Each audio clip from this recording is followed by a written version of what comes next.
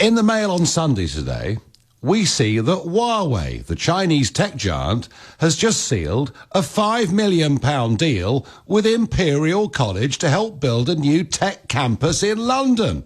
Just before I came on air, I spoke to Iain Duncan Smith, MP for Chingford and Woodford Green and former Secretary of State, and asked him, is this a private firm being benevolent or an arm of the Chinese Communist Party? Well, I think most of us now have come to terms with the fact that China does nothing by leaving it in the hands of individuals who are not the government. So this is a strategic move. Huawei wants to continue now to pressure and to build a route into the UK. Technologically, they want now, therefore, to build it into the universities. And this is the way that you do it, is you try and argue that you're not really just a Chinese company any longer. You are part of the UK.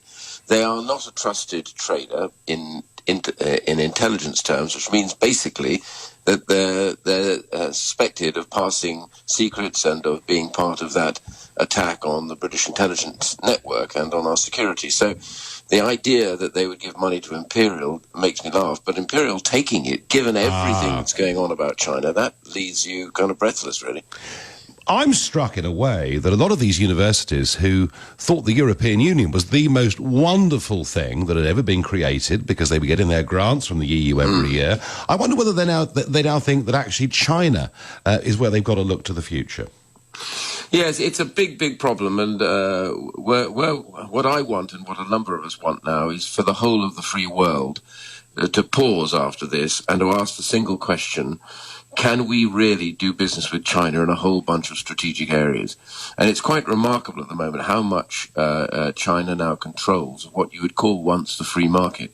You know, they control all the rare earth materials, pretty much about 85 to 90% of those. These are the things that go into the making telephones, computers, batteries. They have now pretty much the large share of global battery production.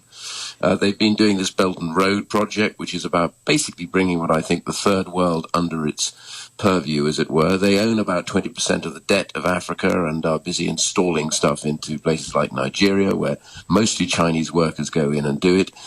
They've literally driven out most of the systems providers for networks like 3, 4 and 5G. There are only two in the West now, Ericsson and Nokia, and one in the East. And they were about 10 of them around 10 years ago. And what it is, that they are subsidized to pitch well below the market price. Nobody can compete within the free market. They drive them out. They don't obey a single rule of the free market, and that is a real problem. So we all rush to them for business, but it's one way, and we have to think this again. I was very struck the other week that I had Sir Malcolm Rifkind on the programme, and, you know, perhaps not the same wing of the Conservative Party as you, Iain, but he was making the point that up to 80% of our antibiotics that we need are made in China, and that strategically we need a rethink. So I'm very struck. There's a lot of thinking going on about this. I mean, what are your chances, realistically, of getting Boris Johnson to change his mind about Huawei's involvement in the 5G network? Oh, I think that's over. Because the rebellion that we managed to engineer in the House of Commons the other day, which had nearly 40 Conservative MPs refusing to vote for this, sent shockwaves through the system. The fact is, we won't wear it if they come back with any proposal. And they have to come back with legislative proposals to allow Huawei into 5G. I want them out of 4G in due course. The reality here is we've now got to face up with it. And I think COVID, Nigel, has refocused everybody's minds. You write anything about China and about the problems with China, and the pickup on Twitter is quite astonishing. So we know that, for example, the Democrats, the Republicans in America, both sides in Australia, you know, Canada, here in the UK, there are Labour and Conservatives. This is becoming a serious issue. We have allowed a country, dominant, massive, enormous. We've fed its economy, so it's huge, the second largest in the world. But its government is a totalitarian government that brooks no dissent. It is against human rights in every form. It's got 1 million Uyghurs that are basically in kind of re-education camps, and many of them are being used, you could argue, almost as slave labor. And same with the Tibetans. It's invaded pretty much the whole of the South China Sea. It's taken that over against the UN. You know, this is what we go on. It's now cracking down on Hong Kong under cover of COVID.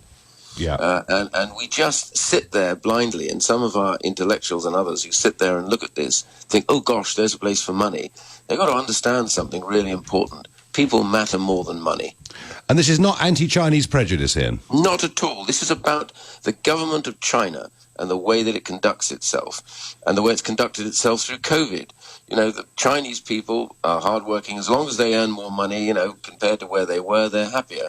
But the truth is, they're not a free state. In other words, they don't practice those things that what we call the free world practices: rule of law, human rights, all these things, the right to practice your religion. You know, Christians are cracked down on in China. This is a problem. And so immediately they say, oh, that's racism. You know, that's not.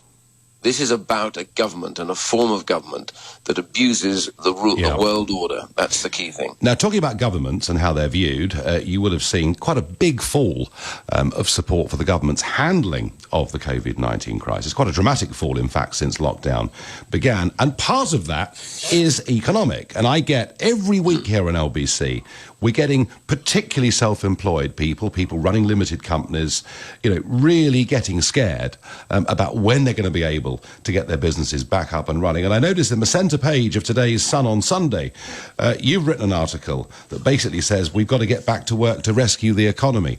What about, I mean, that's fine, and I understand that, but what about the risks? Well, in the piece you've kindly mentioned, I talk about the risks. The truth is, because they wanted us to lock down, quite right, to protect the NHS, to get its capacity up, which is fine at the time, we did that. But the key problem is lockdown's gone on, and the reality is people have become quite scared about the concept of will they all catch it, and if they do, how at risk are they? And they all feel they're equally at risk, which is not the case. I give quite a lot of figures there to show the vast majority of people who have any serious problem with this are people with pre-existing conditions.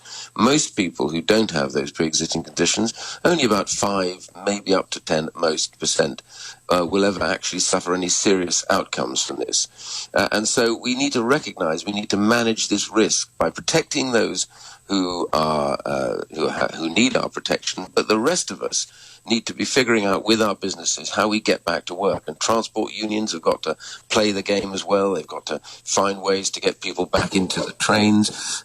We've got to get the school unions to stop messing around and recognize that we've got to get back to schools, obviously, because parents can't get back to work if that's the case, and children won't be able to have a decent education. So it requires everybody to recognize we're in a different place now. We're going to have to live with this, manage it, recognize as risk, continue with the hygienic side of things, which is, by the way, the most important, the World Health Organization tells us: cleaning hands, not touching each other, wiping down shared surfaces regularly. All that does more to reduce your risk of COVID even than social distancing. So it's really important that, you know, we recognize how we balance those risks, but we've got to get back to work, Nigel. That was Ian Duncan Smith, and he wants us to get back to work. Indeed, I want the country to get back to work too, and we made some small steps towards that this week. Now, his criticism of Huawei, of this £5 million that has gone to Imperial College. Well, let me just give you the responses. Firstly, from Imperial College London, who say, like other UK universities, we have received support from Huawei for high quality and open research for several years. Such funding is subject to our robust relationship review policies. And Huawei say, we are pleased to be working with Imperial to explore how technologies can bring economic and social value through collaboration.